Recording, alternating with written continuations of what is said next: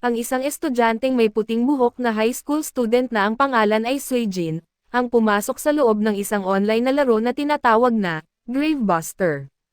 Walang isa sa mga players ang nakakaalam na isa siya sa mga may mataas na ranking na manlalaro sa buong mundo, at sila ay tinatawag na The Billion Players sa larong ito.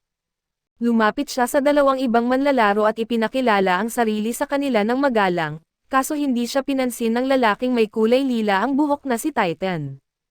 Nag-respond naman ng magalang ang ibang matabang lalaki na may salamin na ang pangalan ay Sho, ngunit siya'y nagulat nang makita si Suijin sa loob ng Gravebuster dahil siya pala'y kasama nila sa klase at alam niyang si Suijin ay isang mahirap na estudyante, na walang oras para sa mga laro at kailangang ilaan ang halos lahat ng kanyang oras bilang isang janitor sa kanilang paaralan. Habang sila'y nagcho-chat, biglang lumitaw ang isang kislap ng liwanag malapit sa kanila at isang batang babae na may itim na buhok ang lumabas mula dito.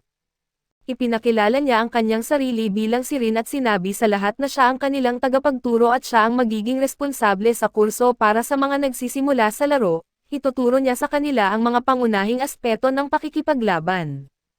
Dinala niya sila sa isang abandonadong libingan upang labanan ang ilang mga tunnel apes at habang nagsisimula ang kanilang laban, ipinaliwanag ni Rin sa kanila na bawat isa na nag-enroll sa Gravebuster ay binibigyan ng isang bagay na natatangi sa kanila na tinatawag na Buster Item, at maaari nilang gamitin ito bilang personal nilang sandata. Nagpakita ng kanilang mga Buster Item ang bawat isa, kung saan ang kay Sho ay tinatawag na Storm Eye at si Titan ay gumagamit ng Metal Fist. Gayunpaman, hindi ibinunyag ni Suijin ang kanyang Buster Item, dahil nais niyang itago ang kanyang lakas sa laban-laban sa mga apes, nagkaroon ng mahirap na laban ang lahat dahil sa may matigas na balat ang mga kalaban. Kaya't inirecommend ni Rin sa lahat na upang mapabagsak ang mga ito ay dapat nilang unahin ang pinuno nito na tinatawag na Grand Tunnel Ape, dahil ang ape na ito ay may kakayahang panatilihin na matigas ang balat ng ibang mga ape. Kaya't agad na inatake ni Titan ang leader ng mga ape at nilabanan ito hanggang sa makamit ang tagumpay. Sa paggawa niya nito, siya'y agad na pinarangalan. Matapos nito, si Rin ang nag-atake sa natirang mga ape at madali niyang nilabanan at pinatumba ang lahat, na nagbigay pagkamangha kay Sho dahil sa kanyang kahusayan at sa katunayan, nagsimulang sinamba ito ni Sho na parang isang prinsesa. Akala ng lahat ay pumasa na sila sa pagsusulit at tapos na ang kurso para sa mga nagsisimula, ngunit biglang ibinunyag ni Rin na para sa kanila ay pumasa sa kurso na ito, kinakailangan nilang talunin siya sa isang laban.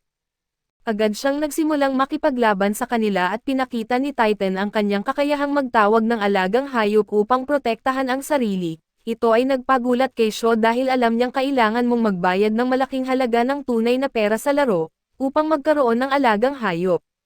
Natuklasan ni Sho na si Suijin ay labis na mahirap at hindi kayang maglaan ng tunay na pera. Ibig sabihin, mababa ang kanyang kapangyarihan dahil kailangan mo ng malaking halaga ng pera upang maging malakas sa larong ito. Kaya't sinabi niya rito na huwag mag-alala dahil siya ang mag-aalaga sa kanya, ngunit hindi napagtanto ni Sho na si Suijin ay tunay na isang manlalaro ng may bilyon-bilyong dolyar at ngumiti lamang ito sa kanya. Nagkaroon ng pagdududa si Rin kay Suijin dahil nang gamitin niya ang kanyang kakayahan upang suriin siya, hindi niya natukoy ang anumang kapangyarihan nito, kaya't tinanong ni Rin si Suijin na ipakita ang kanyang Buster Item subalit tumanggi siya bigla. Bigla namang inatake ni Titan si Rin kaso naiwasan niya ito kaya't patuloy si Titan sa kanyang pag-atake upang matalo ang babae.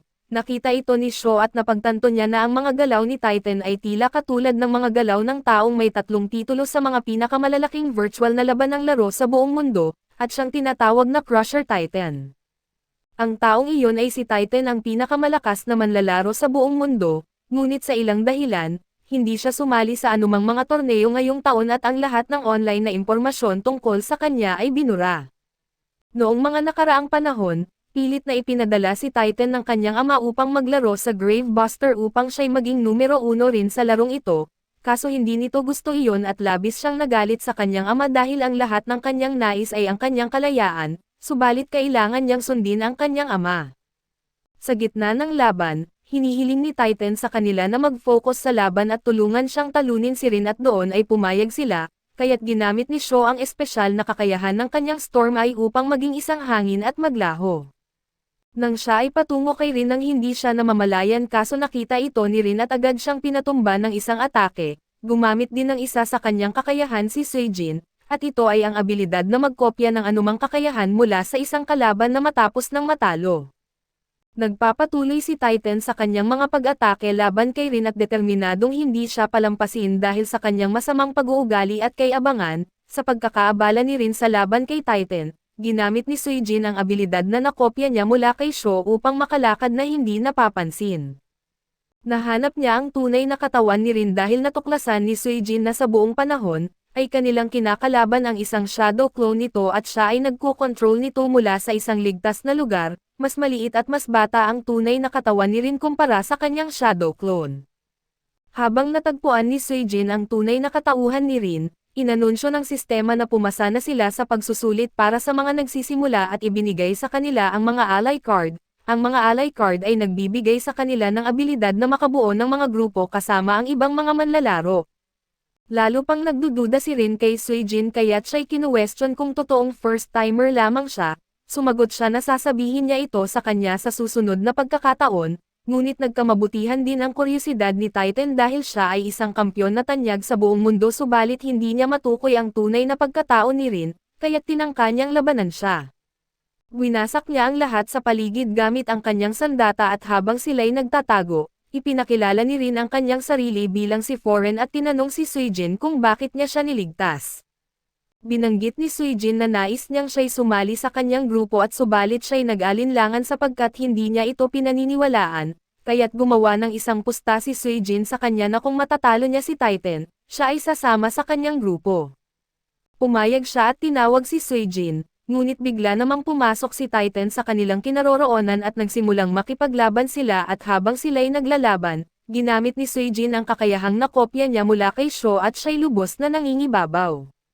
Sinabi ni Suijin kay Titan na sumuko na siya, kundi ay papatayin niya ito kaso napuno ng pagmamataas si Titan at ayaw niyang sumuko ng mabilis. Sa mga nakaraang pagkakataon, ang lahat ng mga suliranin niya ay laging nalulutas ng pera sapagkat ang kanyang pamilya ay labis na mayaman at may mindset na ang pera ay solusyon sa lahat. Ginamit niya ang pay-to-win na tampok ng laro upang ganap na palakasin ang kanyang sandata sa pamamagitan ng malaking halaga ng pera. Nang maganap ito ang kanyang buster item ay naging isang sports car at samantala, sa punong tanggapan ng mga nasa likod ng laro na Grave Buster na tinatawag ang kanilang sarili na Precious at isa sa mga miyembro ay nagsabi na ang mabilis na paglago ng kanilang laro, ay nagdulot sa kanila ng puntong magsisimula na silang ipatupad ang kanilang plano na sakupin ang Stage 0 sa labanang nagtatagal na sa libong taon. Kilala sa buong mundo ang Precious bilang isang pangunahing puwersa sa mga manlalaro ng laro. Ang kanilang leader ay isang misteryosong manlalaro na tinatawag na Dark Tiger na isa sa mga top 5 players sa buong mundo na kilala bilang The Billion Players. Mayroon siyang 16 na kasamahan na sumusunod sa kanya na ang yaman ay inaasahan na umabot sa halagang 2 bilyong dolyar. Nagtitipon ang mga kasamahan niyang ito sa harap ni Dark Tiger at iniulat ng isa sa kanila na may panibagong Tomb Guardian na lumitaw, kahit na iniisip na nila ay natapos na nila ang lahat ng mga ito. Ito ay tunay na nag-aalala sa kanila dahil ito ay maaaring makaimpluwensya sa kanilang malaking plano, at ang bagong Tomb Guardian na ito ay walang iba kundi si Suijin.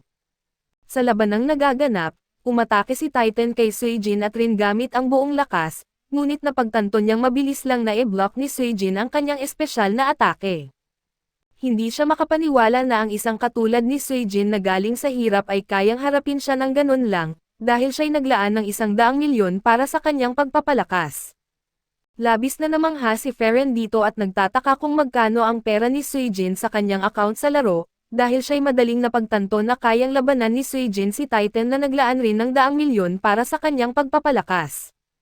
Sumabog ang sandata ni Titan at ito'y sumabog na kasabay niya, subalit nakatakas si Rin at Suijin at sila'y nakulong sa isang paraan na tila pariho lang sa ibang mga anime. Hindi ko alam kung sino ang mas masaya sa mga ito, si Feren o si Suijin.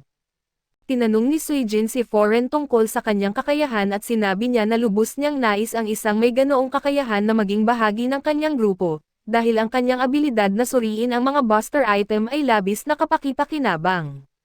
Biglang naglindol at dumating ang isang karwahe mula sa ilalim, sa loob ng karwahe ay isang babaeng may kulay rosas na buhok. Binalaan ni Feren si Suijin na ang babaeng iyon ay abnormal sapagkat nakikita niya sa pamamagitan ng abilidad nito ang animoy 10 banal na tom item sa halip na isa lamang tulad ng karamihan.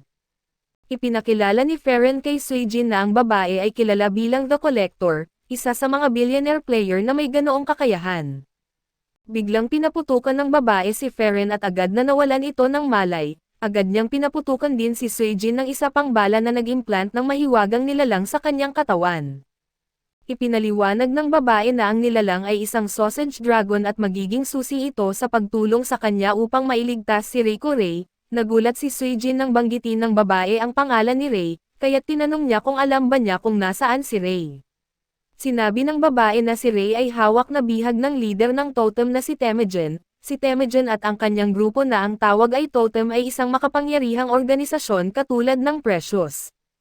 Patuloy pa niyang sinabi na kung nais niyang iligtas si Ray, hindi dapat niyang paniwalaan si Temujin at sa halip, dapat niyang gamitin si Temujin at kapag siya'y nakarating sa headquarters ng Totem, ang nilalang na inilagay niya sa katawan ni Suijin ang siyang magbibigay ng payo kung paano iligtas si Ray. Binalaan niya si So-Agent na may mga tainga sa paligid kaya't hindi siya makapagbibigay ng higit pang impormasyon at pagkatapos nito, iniwan siya ng babae. Bumalik si Feren sa normal at hinarap nila ang isang lalaki na sumusubaybay sa kanila. Ang lalaking ito ay nakasuot ng maskara at may mahabang madilim na lilam na buhok, may isang kwadrado na kwago sa kanyang balikat na nagbabala sa kanya na huwag patayin sina Suijin at Feren, dahil tanging bantay lang sila at hindi dapat patayin. Agad na sinuri ni Feren ang lalaki at binalaan si Suijin na ang taong ito ay labis na malakas at miyembro ng Totem. Nang marinig ito, agad na sinundan ni Suijin ang lalaki at hiningi ang mga kasagutan tungkol kay Ray, at nagsimulang makipaglaban. Tinulungan siya ni Feren subalit sa kabila ng kanilang pagtutulungan, hindi nila napigilan ang bilis ng lalaking nakamaskara at agad siyang sumugod sa kanila at mabilis na hiniwa ang dalawang ito ng ilang beses. Lumabas ang isang numero sa kanilang mga kamay na nagpapakita kung ilang beses sila na nahiwa. Pagkatapos ng laban, silang dalawa ay nasawi at itinaboy mula sa laro at hindi makapag-login muli sa loob ng isang araw at sa labas ng laro, tumanggap si Suijin ng tawag sa telepono. Ang taong kausap niya ay si Temujin, at sinabi niya sa kanya na kanilang inaalagaan si Ray upang mapanatili itong ligtas. Subalit kung nais niyang tunay na iligtas si Ray ay kinakailangang dumalo siya sa pista sa Stage 18 ng Gravebuster bukas, na inihanda para sa pagsakop ng Stage 0. Sa Stage 18, kailangan niyang hanapin ang isang manlalaro na ang pangalan ay Nishikes. Hiniling ni Suijin kay Temujin na magbigay pa ng impormasyon, ngunit agad na tinapos ni Temujin ang tawag. Kinabukasan, napansin niya na may kaguluhan sa labas ng tinitirhan niya. Nakita niya ang isang kaakit-akit na babae at napagtanto na ito ay si Feren at doon ay nakita niyang inaasikaso si Feren ng mga estudyante dahil sa kanyang kagandahan. Nakita siya ni Feren at kaagad siyang tinawag, na nagpalakas ng galit at inggit ng mga lalaking estudyante sa kanya at pagkatapos nito, nagpunta silang dalawa sa cafeteria ng paaralan para mag-usap. Ngunit biglang sumulpot ang mga bully na alam na mahirap si Suijin at nagsimulang mangasar sa kanya. Labis na galit si Feren sa mga bully kaya't sinabi niya na mayaman si Suijin at natalo niya ang isang manlalaro na gumastos ng nagkakahalaga ng higit sa 100 milyon sa Gravebuster. Pinagtawanan siya ng mga bully at sinabing patunayan ito sa pamamagitan ng pagbabayad ng pagkain niya gamit ang pera mula sa laro. Labis na nagulat si Suijin dahil hindi niya alam na pwede niyang gamitin ang perang mula sa laro sa totoong mundo. Kaya't sinimulan niyang bayaran ang waiter para sa kanyang pagkain at lubos siyang nagulat na siya'y makapagbayad at labis namang nagulat ang mga bully sa kanyang ginawang ito. Sa mga sandaling iyon, dinala niya si Feren sa kanyang kwarto sa dormitoryo at tumingin ang mga lalaki sa kanya ng may inggit dahil kasama niya ang isang kaakit-akit na babae. Tinawag siyang two-timer dahil iniisip nilang may relasyon siya kay Ray na kasalukuyang nawawala at siya ay nagdala pa ng chick sa kanyang kwarto at doon, ay ipinakita ni Suijin kay Feren ang determinasyon niyang ibalik si Ray na labis naman itong nakaapekto kay Feren dahil unti-unti na siyang nagkakagusto kay Suijin. Pagkatapos nito pumasok sila pareho sa Gravebuster upang lumahok sa event na pangungunahan ang pagsakop sa Stage 0. Marami ring mga tao ang dumating upang sumali sa event na iyon at habang sila'y nag-uusap tungkol sa paparating na event, doon ay binanggit ni So-Agent ang tungkol sa Totem, yung grupo na nagdadala kay Ray. Binalaan siya ni Feren na talagang mapanganib ang totem at dapat siyang mag-ingat. Ipinayo pa niya na kailangang magtipon siya ng impormasyon tungkol sa kanila at doon napagtanto ni Suijin, na pwede niyang gamitin ang kanyang familiar na si Twin Star upang mangolekta ng impormasyon tungkol sa kanila. Pero nagalit si Feren nang makita niya si Twin Star dahil ito'y naka-half-naked at tinawag pa niya itong bastos na laruan. Muling dumating ang mga mahiwagang ibon at nagbigay sa lahat ng mga manlalaro ng singsing. Kapag isinuot ito ang lahat ay mapapadala sa Stage 18 at pagdating roon, nagsimula ang laban-laban sa mga guardian ng nasabing stage at sa kabutihang palad, na ipadala sina Suijin at Foren sa isang ligtas na lugar kung saan nakita nila si Dark Tiger ang leader ng Precious, kasama ang isa niyang kasamahan. Nag-utos si Dark Tiger sa kanyang kasamahan na wasakin ang mga mahihinang halimaw upang magkaroon ng pagkakataon na lumabas ang Guardian Boss, lumutang mula sa isang puon ng dugo ang boss ng Stage 18 na tinatawag na Nam Islan. Nagsimula ang lahat ng mga manlalaro na atakihin ito, subalit agad na napapawi ang lahat ng pinsala na kanilang ibinigay sa boss sa pamamagitan ng pag-absorb ng dugo sa paligid. Sa malayong lugar, sinusubaybayan ni Nishikage kasama ang lalaking nakamaskara ang laban, sinusubukan niyang hanapin si Suijin na siya ang huling Tomb Guardian. Gamit ang kanyang abilidad, agad niyang natagpuan ito at kaagad siyang napadpad sa kanyang harap. Lubos na nagulat si Suijin sa kanyang pagdating at binanggit pa niya na tila na-distract sa pagtingin sa kanyang mga hita, ibig kong sabihin na distract siya sa pagkakita sa babae. Kaagad itong naghandang makipaglaban, ginamit ni Nishikage ang kanyang kakayahan upang lumikha ng portal at si Suijin ay nakakita kay Rei sa pamamagitan ng portal. Sa pagkakita niya kay Rei, agad siyang tumawag dito upang alamin ang kanyang lokasyon at agarang iligtas. Ngunit napagtanto niyang wala itong silbi sapagkat hindi naririnig ni Rei ang kanyang tinig. Sa halip, binigyan niya ng lakas ng loob si Rei na maghintay ng kaunting oras at tiyak na darating siya upang iligtas ito at sa di inaasahang pangyayari, narinig ni Rei ang kanyang tinig. Ngunit agad na naaksyonan ni Nishikage at pinutol ang koneksyon, napatunayan ni Nishikage kay Suijin na siya ang dapat niyang i-contact. Samantala, ginamit ni Aslan ang kanyang kakayahan upang tawagin ang kanyang alipin na Mosquito Legion na nag-atake sa lahat ng mga manlalaro na dumalo sa event, inatake nito ang lahat at kinuha ang kanilang dugo, sinipsip hanggang sa maging tuyo. Ang lahat ng mga manlalarong napatay at tinangay ay isinama sa isang isla upang magkaroon siya ng higit pang lakas, napansin niya si Suijin malapit sa kanya kaya't dali-dali siyang lumapit. Sinuri ng babae si Suijin at nalaman nito ang kanyang buster item at na-confirm niyang mayroon itong wave ng kanyang lolo na si Rikuyuki. Ipinabatid niya kay Suijin na agad siyang pumunta sa Stage 0 subalit labis siyang naguguluhan dahil sa kanyang alam, ang Stage 0 ay magbubukas pa matapos ang 5 araw. Itinanggi ito ni Nishikage at ipinaliwanag na ang bali-balita na narinig niya ay kasinungalingan lamang, ipinaliwanag niya na kailangan lamang niya ng susi upang makapasok dito. Dumating ang isang nilalang na si Aslan sa harap ni Suijin at ipinaabot ang susi para sa Stage 0, binanggit niya kay Suijin na ang kanyang dugo ang magsisilbing susi at siya ang pinili na pumasok sa Stage 0. Kapag nagawa niya ito, magigising ang kanyang mga alaala at bago pa niya payagan na magpatuloy, kailangan niyang sumailalim sa huling pagsusulit at ito ay ang kailangan niyang talunin si Aslan. Ito ay kanyang misyon bilang isang pagsusubok sa kanyang lakas, alinsunod sa mga utos sa kanya at nagbago si Aslan sa kanyang huling anyo at ito ang Bloody Buddha, at nilantad ang kanyang core at kung masisira ito doon ay mawawala rin ang kanyang mga alaala. Inihayag niya na may bahagi ng mga alaala ni Suijin na nakasil sa kanyang core, at sa pagtalo sa kanya, magbabalik ang lahat ng alaala ni Suijin. Inaktibo ni Suijin ang kanyang buster item na Raven Scarf at ginamit ang isang espada na tinawag na Raven Blade na kayang pabilisin ng 3 beses ang kanyang bilis, iniiwan ni Nishikage at Feren si Suijin upang labanan ang boss. Pinili nilang huwag makialam dahil nais nilang hayaang si Suijin ang humarap sa boss at sa harap ng boss, nakakaya ni Suijin na harapin siya at sa kanyang pagsisikap na ibigay ang huling atake. Napaatras siya nito at bumalik ang aksyon at ginamit ng kalaban ang kanyang buong lakas para maging isang malaking demon.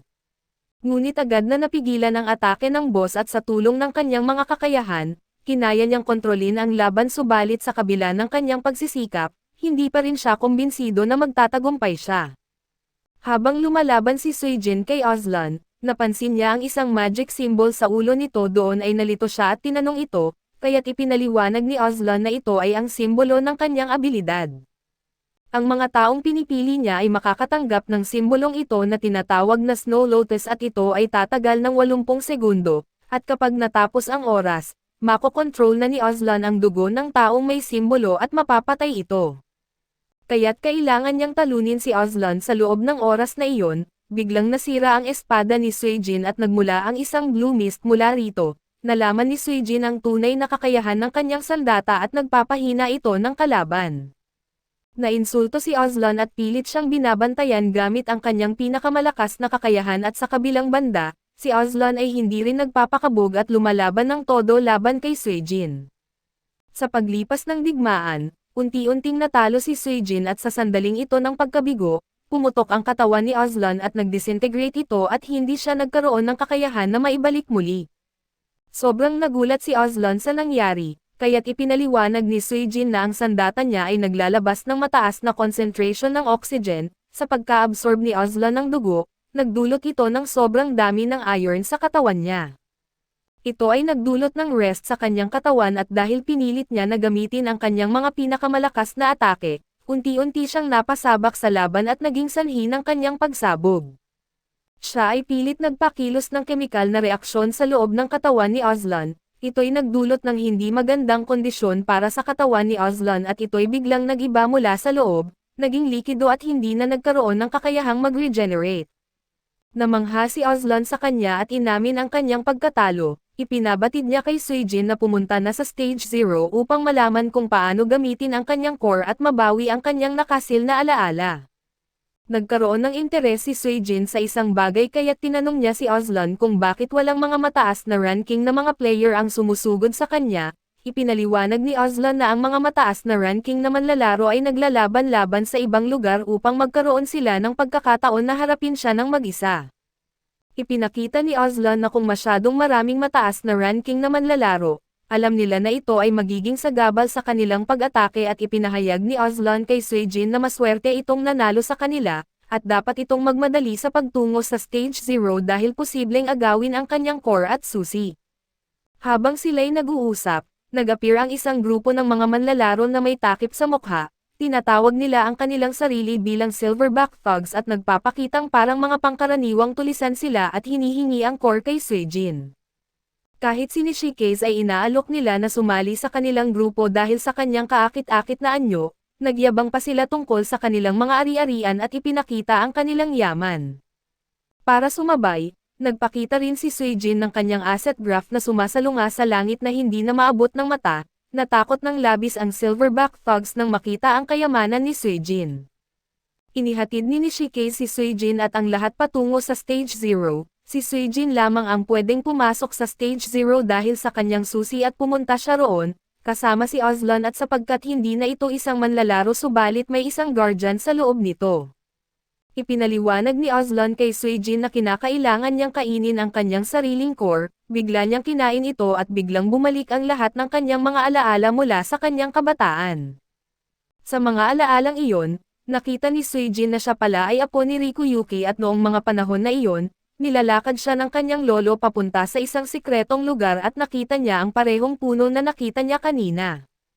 Naroon si Rei na isinailalim sa isang ritual, ipinaliwanag ng kanyang lolo na pareho silang may kapangyarihan sa kanilang dugo at ipinaliwanag pa niya na ang tomb ay kumukuha ng lahat ng kanyang kapangyarihan para gamitin ito sa pagprotekta sa tomb, kaya doon ay kinakalimutan niya ang kanyang nakaraan at para mabigyan siya ng normal na buhay na malayo sa magulo niyang kapalaran. Pagkatapos ng ritual, nagkasalubong si Suijin at Rei para sa unang pagkakataon, ngunit si Rei ay agad na nahulog sa pagkahilo dahil sa kanyang kalakasan. Kinailangan siyang ipasailalim ng kanyang lolo sa parehong ritual at inilagay ang kanyang mga alaala sa isang core na ginamit para lumikha ng isang Aslan. Nilagyan niya ng dugo ang core at ipinagutos dito na hanapin si Suijin kapag dumating ang oras, at gisingin ang alaala niya ukol sa nangyari upang magamit ang kanyang kapangyarihan at iligtas ang mundo. Si Aslan ay natapos na ang kanyang tungkulin, kaya't ibinigay nito lahat ng kanyang kapangyarihan kay Suijin at nagsimula itong maalala ang lahat ng bagay.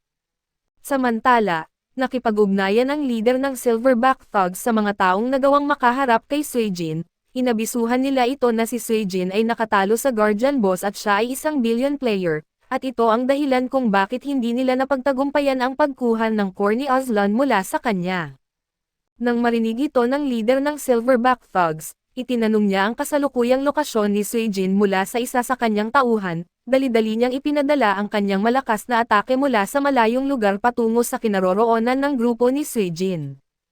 Subalit biglang sumulpot si Suijin at agad na humarap sa atake na parang wala lang. Ito ay dahil sa bagong kagamitan na nakuha niya mula kay Aslan na tinawag itong Bloody Armor, isang jacket na kayang magdagdag ng HP sa pamamagitan ng pag-combine ng HP ng lahat ng manlalaro at idinidirekta sa kanya.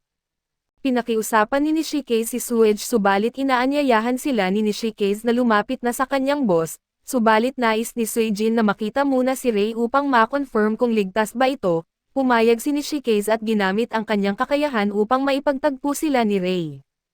Sa kanilang pag-uusap, natutuwa si Ray nang makita si Suijin at ito ay pangako niya sa babae na siya'y ililigtas nito at hahanapin ang pumatay sa kanyang ama at nang makita ito ni Feren, nakaramdam siya ng lungkot at inggit dahil sa mga nararamdaman niya para kay Suijin. Pumaparating na ang leader ng Silverback Thugs na si Randen Joko. Sinimulan niya ang paghahanap para sa tao na nakatalo kay Aslan at ipinabot niya na ang taong iyon ay nag-agaw ng kanyang plano. Ang pangalan niya ay Randen Joko at determinadong makuha ang titulo ng Lone Star. Sinimulan na niyang paslangin ang mga manlalaro habang hinahanap ito. Inirerekomenda ni Nishikage kay Suijin na sila'y umalis na at puntahan si Ray. Kailangan nitong kalimutan ang ibang manlalaro at hayaan silang mamatay. Subalit hindi ito maaring gawin ni Suijin kaya't siya ay lumaban upang pigilan si Joko subalit halos mamatay si Suijin dahil sa mapanirang atake ni Joko. Ngunit dumating ang lalaking nakatalo kay Suijin kanina na may maskara, na itawid siya mula sa kapahamakan ng lalaking iyon at ang pangalang ginagamit niya ay Purple at may codename na Kitekage. Isa siya sa 8 Imperial Guards ng Totem. Sinimulan ni Purple ang paggamit ng kanyang kakayahan upang pagalingin si Suijin at na-amaze ito. Natutunan ni Suijin kay Nishikage na mayroon siyang titulo na doktor na isang mahirap at bihirang makamit sa laro. Pagkatapos nito ay nagumpisa ng makipaglaban si Purple laban kay Joko, ngunit malakas na kalaban si Joko at hindi kayang tumbasan ni Purple ang kanyang lakas at dahil dito, sumali na rin ang iba pang miyembro ng Totem sa labanan. Naipit si Joko at inutusan na siyang sumuko. Ngunit inihayag niya na mas malakas siya kaysa sa kanila at ipinakita niya ang kanyang yaman na malapit nang umabot sa 1 bilyon. Gumamit siya ng kanyang yaman upang magdagdag lakas at naging napakalaki na ng kanyang katawan, at ang kanyang armas ay naging malaking gatling gun subalit sila'y lubusang nadominahan at malapit nang mapatay.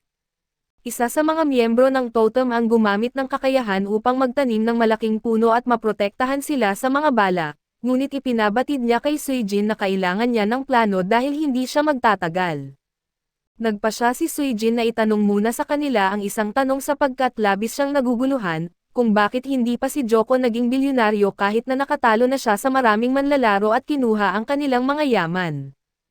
Isa sa mga miyembro ng Totem ang nagpaliwanag na ang tanging paraan para tumaas ang yaman ng isang manlalaro, ay sa pamamagitan ng pagkamit ng titulo na Lone Star at kung wala silang titulo na iyon, kahit natatalunan nila ang isang guardian hindi sila maaaring maging bilyonaryo dahil hindi magiging mas mataas ang kanilang yaman. Ito ang dahilan kung bakit gustong-gusto ni Joko na tatalunan ang may titulo na iyon, dahil iniisip niyang makakakuha siya ng titulo na iyon sa pagkatalo sa mayroon nito. Habang nagpapahinga si Joko upang mag-recharge ang kanyang armas, ginamit ni Suijin ang pagkakataon na iyon upang gamitin ang kanyang Raven Scarf at subalit natapos na ang recharge ng armas ni Joko at muling nagpaputok, sinugod niya si Nishikage na siyang nagmamasid sa kanya, at nagawa niyang sirain ang barikada ng puno. Iniisip niyang silang lahat ay pinatay na niya, subalit napagtanto niya na hindi iyon nangyari dahil ginamit ni Suijin ang isa pang kakayahan mula sa kanyang Raven Scarf na tinawag itong Saturn. Ang kakayahan na ito ay nagbibigay sa kanya ng abilidad na palakasin at baguhin ang anumang bahagi ng kanyang katawan, sa pamamagitan nito, napanatili niya ang proteksyon sa kanilang lahat. Sinamantala niya ang abilidad na ito upang mapalakas ang kanyang mga mata upang makakuha ng impormasyon, at pati na rin ang kanyang anino upang makapaglakbay ng mabilis at umangkop sa impormasyon. Pinatunayan niyang may laban pa siya at hindi pa nagwawakas ang laban. Nag-insist si Suijin kay Joko na walang pag-asa ang pagtalo nito sa kanya, ngunit natuklasan niyang mahilig si Joko sa laban at naging interesado ito nang malaman niyang may pagkabilyonaryo na ang may titulo na iyon. Inalok siya ni Nishikage ng alternatibong paraan, kung saan bibigyan siya nito ng pagkakataon na hamunan si Temujin, ang leader ng totem upang matigil na ang kanilang pag-aaway. Dahil isa rin si Temujin sa mga bilyonaryo, naging interesado si Joko sa ideya at iniisip niyang hindi lang siya magiging bilyonaryo, kundi maging ang bagong leader ng totem kapag siya'y nanalo kay Temujin. Sa ganitong paraan, ang grupo kasama si Joko ay nagsimulang maglakbay patungo sa headquarters ng totem, at labis na nagmamadali si Suijin upang iligtas si Rei. At dito na rin nagtatapos ang ating recap. Maraming salamat sa inyong panonood hanggang sa muli.